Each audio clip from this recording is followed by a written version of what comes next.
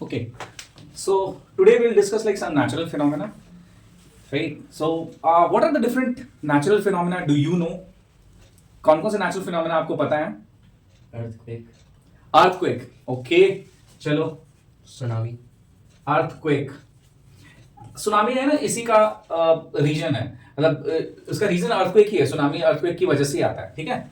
तो earthquake and TSUNA, lightning, lightning, lightning. What else? floods, Floods. ठीक है. और लाइटनिंग के साथ में एक और फिनोमेना होता है. thunder, thunder, thunder storms. yes sir, ये भी पढ़ोगे. What else? और जो लाइटनिंग होती है किसकी वजह से होती है? It is due two charges. तो चार्ज में आप देखोगे electrostatic forces, right? So these are the things basically we would study in some natural phenomena. सबसे पहले हम इलेक्ट्रोस्टैटिक फोर्सेस ही देख लेते हैं. अब इलेक्ट्रोस्टैटिक फोर्सेस क्या है? So what are the charges? negative and positive, Negative and positive charges are there, right? So do you know what causes negative charge? Yes, बोलो. Electrons. So let us take one by one. So first is the electrostatic force. तो electrons होते हैं, वो उस पे कैसा charge होता है? नेगेटिव चार्ज मानते हैं उसको, ठीक है. तो पॉजिटिव चार्ज किस पे होता है? प्रोटॉन्स पे होता है. ये प्रोटॉन्स हो गए. और ये दोनों होते कहाँ हैं बेसिकली? पॉजिटिव चार्ज न्यूक्लियस में, हाँ, न्यूक्लियस में, ये होते हैं न्यूक्लियस में, एटम्स में होते हैं, right. Atoms is the smallest, right, smallest unit of element. Element का जो सबसे स्मॉलेस्ट यूनिट है that is an atom, right, which shows the property of element itself. तो जो एलिमेंट की प्रॉपर्टी होती है वो ये एटम की उसके एटम की प्रॉपर्टी होती है, ठीक है. तो अब ये डिफरेंट एलिमेंट ले लोगे तो उसका एटम डिफरेंट हो जाएगा. लेकिन कोई भी एटम लो तो उसके अंदर जो इलेक्ट्रॉन्स मिलते हैं या प्रोटॉन्स मिलते हैं वो एक जैसे ही होते हैं. अब कहोगे तो फिर डिफरेंट कैसे हो गया? तो कुछ एलिमेंट के एटम में इलेक्ट्रॉन्स और प्रोटॉन्स ज्यादा होते हैं और कुछ एलिमेंट के एटम्स में इलेक्ट्रॉन और प्रोटॉन कम होते हैं, नहीं. जिसमें कम होते हैं उन एटम्स की साइज छोटी होती है और जिसमें ज्यादा होंगे ऑब्वियसली उसकी साइज बड़ी होती है, ठीक. ये इलेक्ट्रॉन है वो एटम में, एटम के बाहरी हिस्से में पाया जाता है जिसको ऑर्बिट बोलते हैं, राइट. बाहरी हिस्से में पाया जाता है. और एटम का एक सेंटर पार्ट होता है उसको बोलते हैं न्यूक्लियस, राइट. जैसे सेल में न्यूक्लियस होता है वैसे एटम में भी न्यूक्लियस होता है. वो न्यूक्लियस में ही सारा वेट होता है कंसंट्रेटेड. उसमें पाया जाता है प्रोटॉन एंड न्यूट्रॉन. तो न्यूट्रॉन जो होता है वो न्यूट्रल होता है, उसको कोई चार्ज नहीं होता. और प्रोटॉन पे प्लस चार्ज होता है, ठीक है ना. प्रोटॉन का वेट जो होता है ना वो इलेक्ट्रॉन के वेट से बहुत ज्यादा होता है, 1837 टाइम्स, ठीक है. बट दोनों पे जो चार्जेस होते हैं ना उनका क्वांटिटी सेम होता है. वो अलग है, ऑपोजिट चार्जेस है. एक प्लस है और एक माइनस, एक पॉजिटिव है और एक नेगेटिव है, लेकिन उनकी क्वांटिटी चार्ज की सेम होती है, राइट. अगर एक इलेक्ट्रॉन पे लेट्स से चार्ज है, चार्ज को कूलॉम में नापते हैं 1.6 इंटू 10⁻⁻19 कूलॉम. तो प्रोटॉन पे भी जो चार्ज होगा 1.6 into 10⁻⁻19 coulomb, where is this is plus and this is minus. Quantity दोनों की सेम है ना, बट उनका नेचर जो है वो अलग है, ठीक. तो आपको जो चार्जेस मिलते हैं ना इलेक्ट्रोस्टैटिक चार्जेस, वो इन्हीं दोनों क्वांटिटीज, इन्हीं दोनों उसकी वजह से होता है, right. This are the smallest thing you can consider inside the atom. Electron and proton की वजह से होता है, ठीक है. क्लियर है? नाउ द पॉइंट राइजेस कि आपको जो चार्जेस मिलते हैं पॉजिटिव कैसे मिलता है. तो आपको पता होना चाहिए किसी भी एटम में number of electrons and number of protons are equal.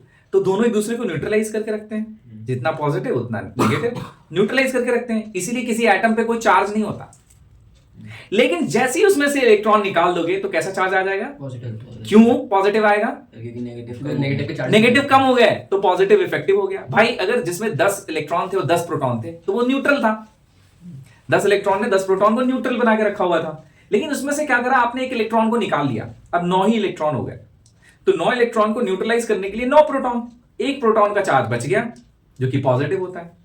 तो एटम जो होता है ना वो पॉजिटिव चार्ज बनाया जा सकता है या नेगेटिव चार्ज बनाया जा सकता है by way of removing electron और giving one extra electron, right. लेकिन प्रोटॉन को आप नहीं निकाल सकते। क्यों नहीं निकाल सकते? क्योंकि वो न्यूक्लियस के अंदर होता है, इसलिए प्रोटॉन को आप नहीं निकाल सकते, ठीक है। तो किसी भी एटम को अगर आपको चार्ज करना है तो कैसे करोगे? या तो उसमें से इलेक्ट्रॉन को ले लो तो चार्ज हो जाएगा पॉजिटिव, या उसमें इलेक्ट्रॉन डाल दो तो चार्ज हो जाएगा नेगेटिव। एक्स्ट्रा इलेक्ट्रॉन डाल दो तो नेगेटिव चार्ज हो जाएगा, राइट। और निकाल दो उसमें से तो पॉजिटिव हो जाएगा, ठीक है। तो ये जो इलेक्ट्रॉन्स, जो आपको इलेक्ट्रॉन्स का ही ट्रांसफर होता है जिसकी वजह से कोई चीज पॉजिटिव हो जाती है या फिर कोई चीज नेगेटिव हो जाती है, ठीक है। तब बहुत ही सिंपल एग्जांपल है, आप सबको पता है कि जब कॉम्ब है, प्लास्टिक का कॉम्ब होता है ना, उसको अपने बालों पे रगड़ते हो और छोटे छोटे पेपर के पीसेस कर लेते हो, उसके पास ले जाते हो, तो क्या करता है कॉम्ब? अट्रैक्ट कर लेता है। कैसे अट्रैक्ट कर लेगा भाई? हेयर्स में से इलेक्ट्रॉन कॉम्ब में चले जाते हैं। हेयर से इलेक्ट्रॉन जब रब करते हो ना तो रबिंग प्रोसेस की वजह से हेयर से इलेक्ट्रॉन कॉम्ब में चले जाते हैं, तो कॉम्ब कैसा हो गया?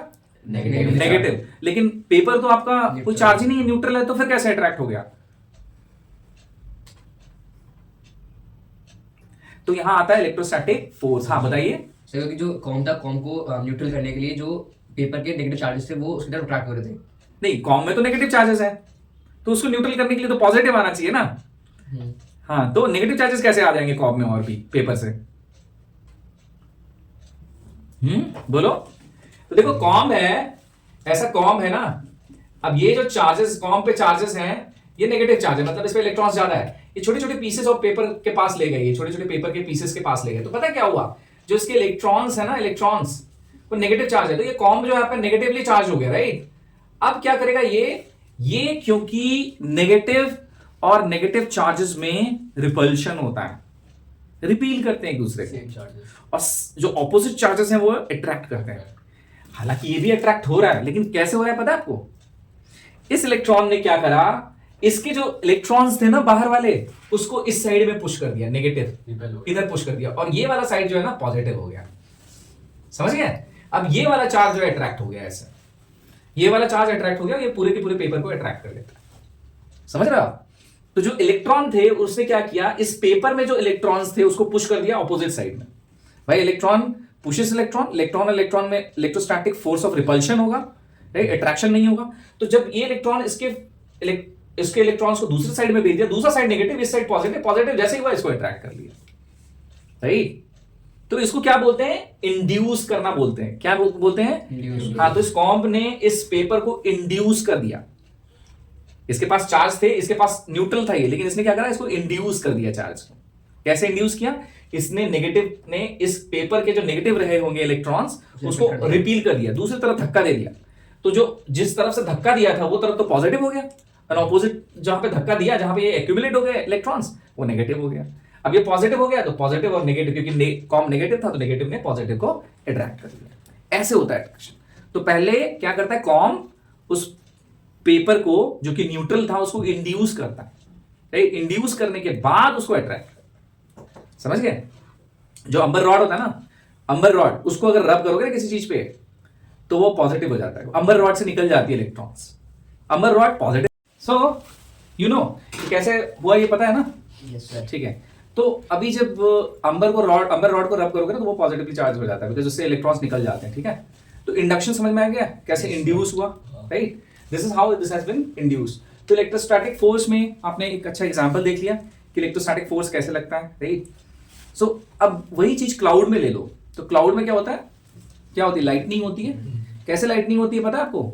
तो पता है, किसी को पता है कैसे होती है? बताओ। क्लाउड्स में हर टाइम जो चार्जेस होते हैं वो उसके मतलब फ्रिक्शन की वजह से इधर उधर होते रहते हैं। हाँ, तो चार्जेस कैसे होते हैं अरेंज? मान लो अगर क्लाउड है, राइट, क्लाउड है और चार्जेस कैसे होते हैं अरेंज? जैसे ये क्लाउड है, राइट, और यहाँ पे नेगेटिवली चार्ज क्लाउड है, ठीक है, और एक पॉजिटिवली चार्ज क्लाउड है, यहाँ पे आ गया पॉजिटिवली चार्ज क्लाउड है, लाइक उनकी लेयरिंग होती है, एक पॉजिटिव एक नेगेटिव करके लेयरिंग होती है, राइट।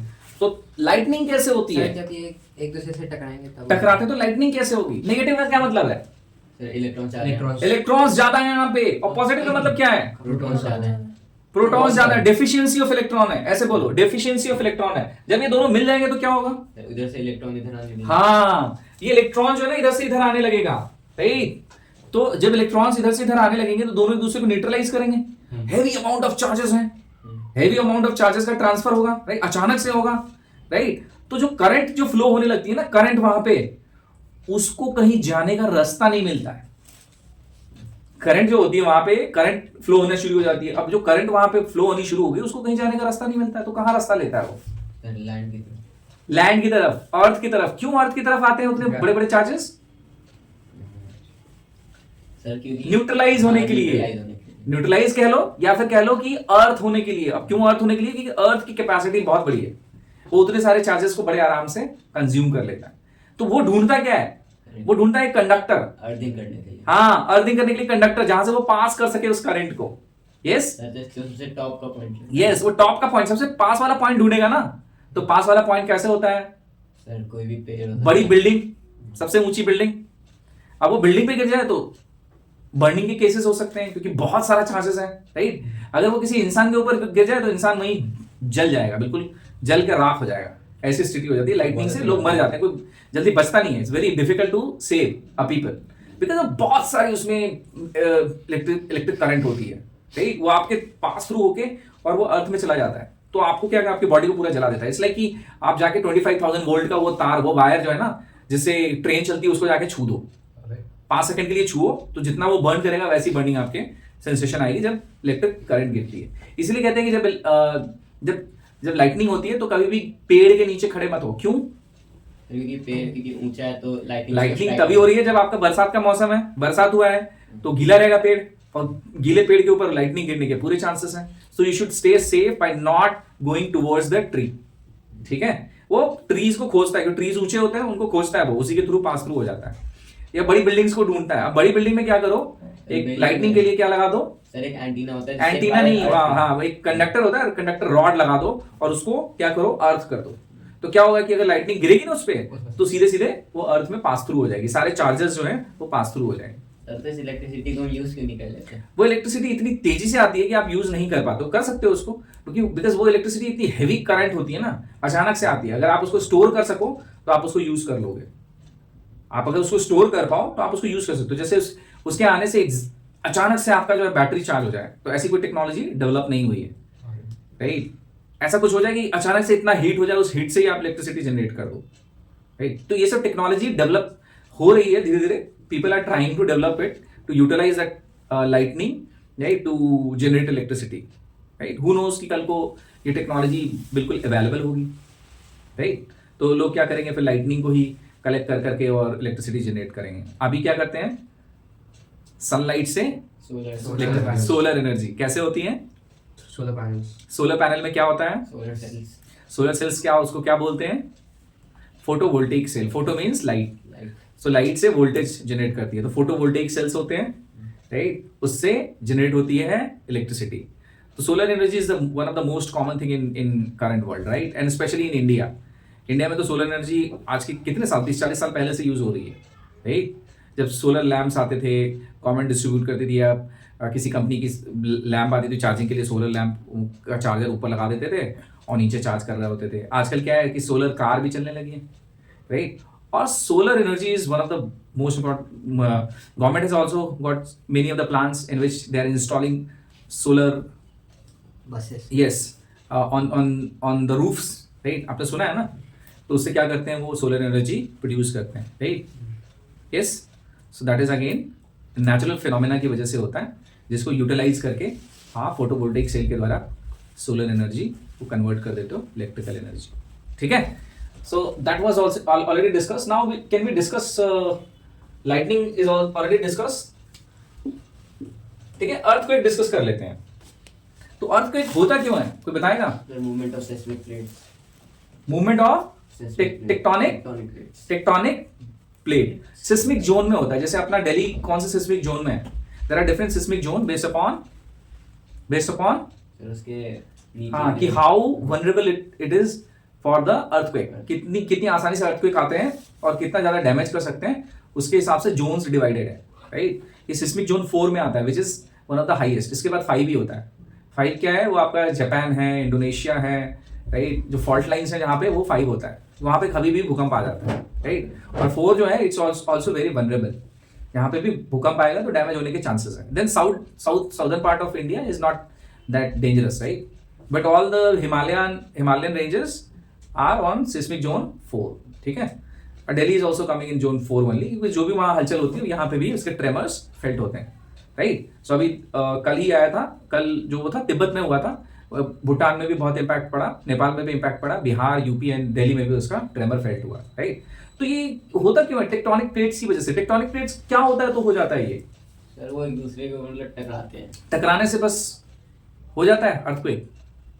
जनरली वो एक दूसरे को मतलब ग्लाइड से करते हैं, लेकिन अगर उनके बीच का मतलब हाँ, टेक्टोनिक प्लेट्स के नीचे क्या है? मैग्मा है. जब टेक्टोनिक प्लेट्स एक दूसरे से टकराते हैं तो एक दूसरे के ऊपर हाँ ओवरलैप करने की कोशिश करते हैं, राइट? तो क्या है, टेक्टोनिक प्लेट्स को डिस्टर्ब, नीचे से मैग्मा है वो क्या करती है, उसको डिस्टर्ब करती है, राइट? अब आपने क्या करा, मैग्मा है उसको रोक के रखा हुआ है, टेक्टोनिक प्लेट्स आपकी जरा से भी हिली, कहां पे हिली? जहां पे फॉल्ट लाइंस होती हैं, हिली, एक दूसरे के ऊपर ग्लाइड कर गई, तो क्या हुआ, अब मैग्मा उसको और डिस्टर्ब करता है. मैग्मा बाहर आने की कोशिश करता है हमेशा, तो उसको डिस्टर्ब करता है. तो क्या होता है, क्या होती है इसमें? हाँ, तो फिर उसमें वाइब्रेशंस होने लगते हैं, ठीक है ना? वाइब्रेशंस होने लगते हैं, ठीक है? क्योंकि वो इतने हैवी होते हैं कि उनके थोड़ी मूवमेंट से ही बहुत ज्यादा डिस्ट्रक्शन होती है. तो जैसे वाइब्रेशंस होती हैं, वो वाइब्रेशन कैरी फॉरवर्ड हो जाती हैं और अर्थ के सरफेस पे फेल्ट होने लगती है. वही वाइब्रेशंस होती हैं जिसको अर्थक्वेक बोलते हो आप, ठीक है? तो अर्थक्वेक ये जहां पे फॉल्ट लाइंस होती हैं वहां पे अर्थक्वेक आता ही आता है, जनरली आता है, क्योंकि हमेशा वहां पर कोई ना कोई नीचे एक्टिविटी चल रही होती है टेक्टोनिक प्लेट्स की. और फॉल्ट लाइन कहां होता है? जहां दो टेक्टोनिक प्लेट्स जहां पे मिल रही होती है वहां पे फॉल्ट लाइन होता है, राइट? तो सबसे बड़ा फॉल्ट लाइन जो है ना, वो उधर तो एशिया से जापान अलग हो गया, उधर है. और दूसरा एक फॉल्ट लाइन है जो तुर्की वाला एरिया ना, तुर्की, सीरिया, अभी सीरिया में बहुत बड़ा भूकंप आया था, सुना था ना? वो भी एक फॉल्ट लाइन है, राइट? जो इम्पैक्ट डालता है किस पे? India, Pakistan, Syria, Iraq, Iran, तुर्की, अफगानिस्तान में हमेशा आता रहता है. हमेशा सुना होगा तुमने, काबुल में आता है वो, राइट? सो अर्थक्वेक का रीजन पता चल गया, right? An earthquake can damage a lot. An earthquake, जैसे अर्थक्वेक है 6.1 है, तो 6.1 से 6.2 बहुत ज्यादा डेंजरस है, राइट? जैसे जैसे 0.1 करके बढ़ता जाएगा, उसका जो इम्पैक्ट है वो 10 टाइम्स बढ़ता चला जाता है. और ऑल्सो अर्थक्वेक अगर कम टाइम के लिए आता है तो उसका इम्पैक्ट कम है, लेकिन अगर वो ट्रेमर ज्यादा देर के लिए फेल्ट होता है तो बहुत ज्यादा इम्पैक्ट होता है. 5 सेकंड में अगर 7 का आ गया, ठीक है, हो सकता है कि ये बिल्डिंग बच जाए. 7 का आया 5 सेकंड के लिए, हो सकता है बिल्डिंग बच जाए. 5 to 10 सेकंड में कुछ नहीं होता, राइट? लेकिन अगर ये 20 सेकंड तक आ गया तो हो सकता है ये बिल्डिंग भी गिर जाए, राइट? सो अर्थक्वेक रेजिस्टेंट बिल्डिंग्स बनाई जाती हैं आज की डेट में, वो टेक्नोलॉजी है. और ये बिल्डिंग्स जो हमारी बनी है वो भी अर्थक्वेक रेजिस्टेंट ही है. But we don't know unless earthquake नहीं आती तब तक हमें पता नहीं होता कि कितना डैमेज होगा, राइट? हाँ, you have a question? Okay, any questions? तो अर्थक्वेक का पता चल गया, अर्थक्वेक क्यों आता है और क्या डैमेज कर सकता है. और जब अर्थक्वेक आता है तो कैसे बचना चाहिए? जैसे आप घरों में हो, अर्थक्वेक आ गया तो कैसे बचोगे? किसी टेबल के नीचे. हाँ, किसी ऐसे ऑब्जेक्ट के नीचे छिप जाओ, राइट, जहां पे डैमेज. या फिर क्या करो, आप जो खंबे है ना, पोल्स, जैसे ऑफिस की बिल्डिंग में हो तो जहां पे पोल्स है ना उसके पास चले जाओ, वहां पे इंपैक्ट कम होता है, क्योंकि वहां पे हाँ स्टडी होता है, क्योंकि वो पोल पे सारा लोड वो बैलेंस्ड होता है. लेकिन कहीं और चले जाओगे तो हो सकता है कि छत टूट जाए, राइट? तो देन चांसेस कि आप वहां पर ज्यादा आपको डैमेज हो. तो आप ऐसी जगह भागो जहां पे खंबे हो, पोल हो बड़े बड़े, ठीक है ना? या फिर आप किसी ऐसे ऑब्जेक्ट के नीचे चले जाओ जो आपको सेफ गार्ड कर सकता है, राइट? ठीक है. और अर्थक्वेक में कभी भी लिफ्ट का यूज नहीं करते ना. हमेशा कोशिश करो कि सीढ़ियों का यूज करो, राइट? क्योंकि अर्थक्वेक है, यू नेवर नो कि लिफ्ट जो है ब्रेक होकर गिर भी सकती है, राइट? तो यू नेवर नो कि लिफ्ट कैसा फंक्शन करता है उस समय. बट एटलीस्ट सीढ़ियों से जब तुम भागोगे, नीचे जाओगे, तो एटलीस्ट तुम्हें ये पता रहेगा. और जनरली सीढ़ियां जहां पे होती है ना, तो वहां पे आप देखोगे कि खंबे होते हैं, राइट? तो सीढ़ी एक सेफ जोन भी है, सीढ़ियां एक सेफ जोन भी है, खंबे होते हैं, है ना? You never know, but at least सीढ़ी से ही नीचे जाए तो, राइट? और क्या सेफ गार्ड आप यूज कर सकते हो? सर अर्थक्वेक के टाइम अगर मलबे गिर रहे हैं इधर उधर, तो अपने मतलब साइन दे सकते हो रेस्क्यू के टाइम पे आप साइन दे सकते हो. या फिर आप बड़ी ऊंची बिल्डिंग्स हैं उनसे काफी दूर चले जाओ, राइट? क्योंकि अर्थक्वेक आने के बाद आफ्टर शॉक्स भी आते हैं. अगर आफ्टर शॉक्स आ गए तो वो भी डैमेज कर सकता है। हो सकता है कि अर्थक्वेक के टाइम पे वो डैमेज हुआ हो लेकिन उसका इंपैक्ट नहीं पड़ा, लेकिन आफ्टर शॉक्स में क्या हुआ कि वो हिल के वो टूट गई थी लेकिन आफ्टर शॉक्स में वो गिर गई, ऐसा भी हो सकता है। तो कोशिश करो कि जब अर्थक्वेक आए तो हाफ एन आवर तक, आफ्टर शॉक्स आते हैं तो हाफ एन आवर तक वापस मत लौटो उस जगह पे, बाहर ही रहो। और बड़ी बिल्डिंग्स हैं उनसे तो काफी दूर रहो, राइट? ठीक है, okay. What else? Floods. Floods क्यों आते हैं पता है आप लोगों को? क्यों आते हैं? रिवर बैंक्स मतलब रिवर के साइड से फ्लो हो जाते हैं किसी रेन के कारण। तो रिवर में क्यों इतना ज्यादा पानी आ जाता है? बारिश, ठीक है। तो बारिश से रिवर में पानी क्यों आता है इतना ज्यादा? क्योंकि एक रिवर में पानी होता है वो अपने लेवल तक होता है, लेकिन जब उसमें एक्सेसिव पानी हो जाता है तो ओवरफ्लो हो जाता है। आजकल फ्लड्स बहुत ज्यादा आ रही है ना, है ना? क्या रीजन हो सकता है आजकल फ्लड ज्यादा आ रही है? डैम की वजह से। और what is the reason behind flood these days? तो आपने एक बोला डैम, ठीक है, और बताओ ज्यादा बारिश। क्यों ज्यादा बारिश हो रही है? Greenhouse gas effect, global warming, more rain, unpredictable rain, more unpredictable rain. और शहरों में जो आ रहा है उसका रीजन क्या है?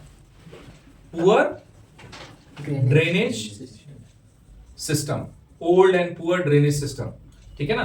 बट इन सब से इतना इंपैक्टेड नहीं है पुअर ड्रेनेज सिस्टम। पता है ये क्यों आ रहा है? प्रिडिक्टेबल रेन है तो भी फ्लड आ जा रहा है आजकल, क्यों? उसका रीजन क्या है पता है? डैम तो है ही, बिकॉज डैम जैसे ही भरता है क्या करते हैं, उसको खोल देते हैं लोग।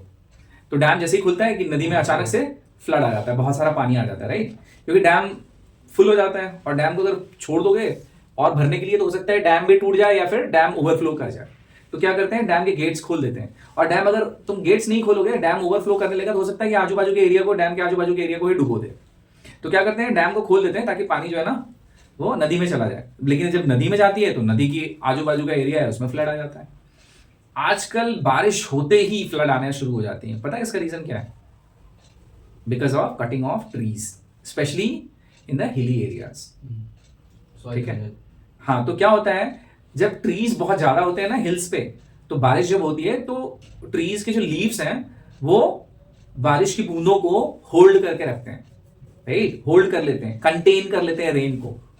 घना ट्री है तो कंटेन कर लेता है। आप देखते हो, आप चले जाओ बारिश के बाद भी तो देखो ट्रीज के लीव्स से ना बूंद बूंद ऐसे करके टपकता रहता है। वो क्यों? क्योंकि वो कंटेन करके रखता है, धीरे धीरे धीरे करके वो रिलीज करता है ना? बट क्या है, हिली एरियाज में ट्रीज कट हो गए तो क्या होता है कि जैसे हिल के ऊपर में अगर पानी पड़ा ना तो अचानक से पानी जो है ना क्लब अप होके धीरे धीरे करके, क्योंकि उसको रोकने वाला तो कोई है नहीं। एक तो आपका पेड़ भी कटा हुआ है, कम पेड़ है, तो उसके ट्रीज के लीव्स भी कम है जो उसको होल्ड नहीं कर पाता। तो जो पेड़ पहले थे वो रास्ता भी मिल गया उसको आने के लिए, तो अपने साथ क्या करता है, बहुत सारे पत्थर, मलबा, गाद वगैरह सब बहा के ले आता है। अचानक से इतना ज्यादा पानी कलेक्ट हो जाता है नीचे आते आते कि वो फ्लड का रूप ले लेता है और एक्सेसिव वाटर आ जाता है नदियों में, हमारे रिवर्स में एक्सेसिव वाटर आ जाता है, क्योंकि वो वाटर को रोकने वाला ही कोई नहीं है। अगर वही वाटर आपके पेड़ पौधों ने रोक लिया होता, उसी पानी को, बारिश के पानी को होल्ड करके रखा, धीरे धीरे धीरे करके रिलीज किया, राइट, तो क्या होता था कि पानी ज्यादा दिन तक रिलीज होता था, राइट? नेचुरली जो पानी है वो वाटर वो सेविंग भी हो जाती थी और बहुत ज्यादा दिन तक पानी रिलीज होता था। आजकल क्या है कि थोड़ी बारिश हुई नहीं कि कोई भी आप वाटरफॉल देखो तुरंत वाटरफॉल एक्टिव हो जाएगा, बारिश बंद हुई वाटरफॉल डीएक्टिवेटेड, फिर बारिश हुई वाटरफॉल एक्टिव, फिर बारिश बंद हुई वाटरफॉल डीएक्टिवेटेड। तो ऐसा इसलिए हो रहा है कि पेड़ नहीं है होल्ड करके रखने के लिए, जो नेचुरली वाटर का फ्लो था वो डिस्टर्ब हो गया। अब वाटर बहुत तेजी से फ्लो करता है और फिर वापस बंद हो जाता है, तेजी से फ्लो करता है वापस बंद हो जाता है, तो उसका जो एक नेचुरल फ्लो था उसको डिस्टर्ब कर दिया because of cutting of the trees specially on the hilly areas, right? ये बहुत बड़ा रीजन है। आप कभी भी जाओगे, अभी भी बारिश होगी देखोगे ना तो पेड़ के नीचे वाला एरिया आपको सूखा मिलेगा। बहुत ज्यादा बारिश होती है तो गीला हो जाता है, लेकिन अगर थोड़ी बहुत बारिश हुई ना तो देखो कि पेड़ के नीचे वाला एरिया आपको सूखा मिलता है। क्यों मिलता है? क्योंकि उसकी लीव्स जो है ना वो सारे रेन की ड्रॉपलेट्स को कंटेन कर लेती है और धीरे धीरे धीरे करके रिलीज करती है, राइट? सो यही रीजन है, इसमें सबसे बड़ा रीजन यही है। तो फ्लड्स जो है ये ग्लोबल वार्मिंग की वजह से भी है, डैम्स बनाने की वजह से भी हो रही है, डैम फुल हो जाती है तो उसके आजू बाजू एरिया फ्लडेड हो जाते हैं, ठीक है? ये भी सही रीजन है। और अगर वो डैम फुल हो गई है, उस डैम को खोल दो तो डैम जो रिवर में खुला है वो रिवर का पानी जो जाता है वो शहरों में फ्लड ले आता है, और पुअर ड्रेनेज सिस्टम की वजह से फिर वो उसकी प्रॉपर ड्रेनेज नहीं है। जैसे बारिश का पानी दिल्ली में बहुत ज्यादा इकट्ठा हो, दिल्ली का जो ड्रेनेज सिस्टम है बहुत पुराना है, 50 ईयर्स ओल्ड, राइट। तो अब एक तो ड्रेनेज बहुत छोटा है, और दूसरा ये कि पानी जब ज्यादा हो जाता है वहां पे तो ड्रेनेज से एग्जिट ऑप्शन ही नहीं मिलता वाटर को, तो वो लॉगिंग हो जाती है जिसकी वजह से वहां फ्लड सिचुएशन हो जाता है, राइट। ये भी है, और ड्रेनेज सिस्टम जो है ना अपग्रेडेड नहीं है, जिसकी वजह से हमेशा फ्लडिंग का सिचुएशन रहता है दिल्ली में। वहीं नोएडा में आपकी फ्लडिंग कम होती है क्योंकि ड्रेनेज सिस्टम थोड़ा सा एडवांस है, right. Okay, so you understood about the some natural phenomena. We will study more about sunlights also, we can study, right, कि जब सनराइज होता है तो उसका कलर जो होता है बिल्कुल रेड क्यों होता है, ये सब भी हम पढ़ेंगे but in next class. Till that time, thank you.